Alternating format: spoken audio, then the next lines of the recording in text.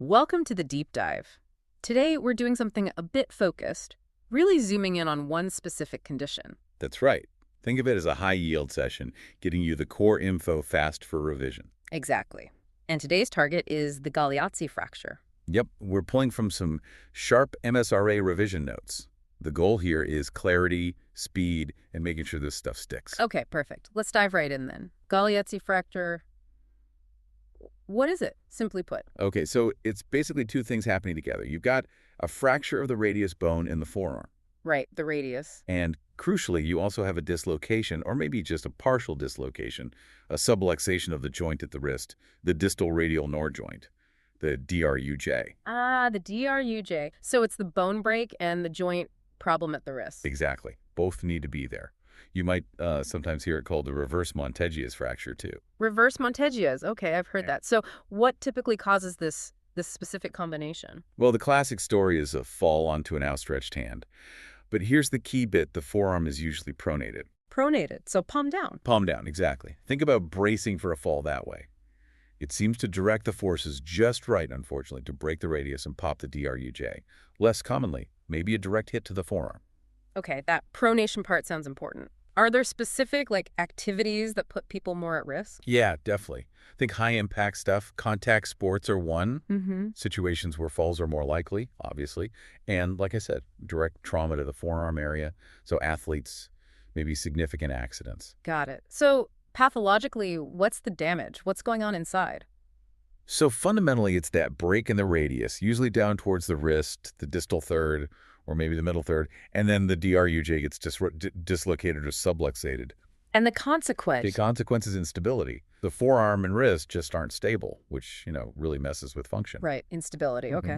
Now, if you see someone with forearm pain and deformity after a fall, what else might be on the list? The differentials. Good question. You'd have to think about other forearm fractures, obviously. Maybe ones that don't involve the DRUJ. Like just a radius fracture. Exactly, or just an ulna fracture. Yeah. Or maybe it's an isolated DRUJ injury without a fracture, or, distal radius fracture near the wrist, but without the DRUJ actually dislocating. And even full wrist dislocations. So you really need that x-ray to see both parts? Precisely. The combination is key for Galeazzi. Is this fracture common? Or is it more on the rare side? Compared to, say, a simple wrist fracture. Yeah. It's relatively uncommon. Yeah. Okay.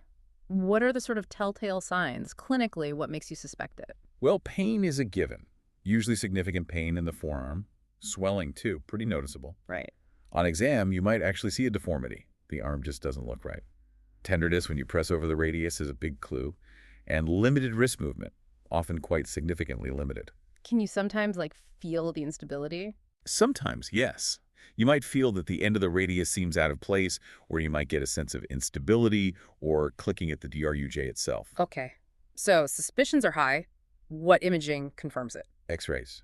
No question. You need good views, AP and lateral, so front and side of the entire forearm. The whole forearm, not just the wrist. The whole forearm, wrist, and elbow. Hmm. You need to see the full picture and make sure nothing else is going on. Sometimes if it's complex or you're worried about ligaments, maybe a CT or even an MRI. Gotcha. And treatment. How do we fix a Galeazzi? Generally for adults, it's surgery.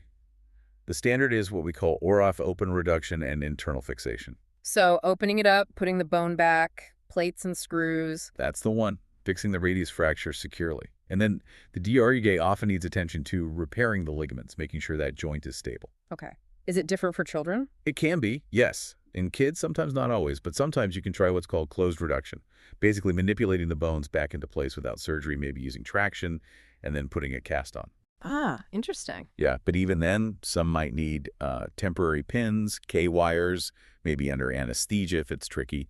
And regardless of age or method, rehab is absolutely vital afterwards. Right, physio for strength and movement. Crucial. What's the outlook generally? What's the prognosis like? With the right treatment done properly, the prognosis is generally pretty good. That's good to hear. Yeah, but it does depend on things like how bad the fracture was initially, the patient's age, and importantly, how well they stick to the rehab plan. But functional recovery is definitely achievable for most. Okay. What about the downsides? Potential problems or complications? There are risks, like with any major injury. The radius might not heal correctly. That's malignant or non-union. The DRUJ might stay unstable or keep dislocating. You can get stiffness, limited motion in the wrist or forearm rotation. Nerve or blood vessel injuries are possible, though less common. Chronic pain can be an issue, and there's a risk of developing arthritis down the line. So getting it treated right early on is key to avoiding those. Absolutely. Prompt, appropriate management minimizes those risks significantly, and sticking with follow-up and rehab is just as important. Okay, this has been super clear. Any quick tips or mnemonics to help lock this in for revision? Yeah, definitely. How about this? Galeazzi grips DRUJ.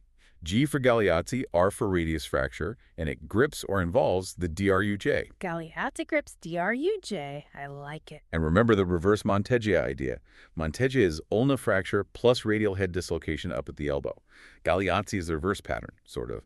Radius fracture plus DRUJ dislocation down at the wrist. Nice distinction. Helps keep them straight. Maybe an example question. Sure. Picture this. Patient falls, outstretched hand, pronated, forearm pain, looks deformed.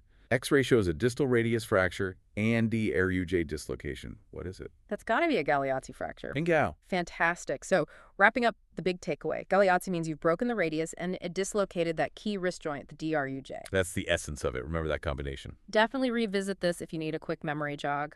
And if you're looking for more detailed MSRA revision resources, you should head over to passthemsra.com. Plus, there are extra free revision materials available at freemsra.com, worth checking out. Absolutely.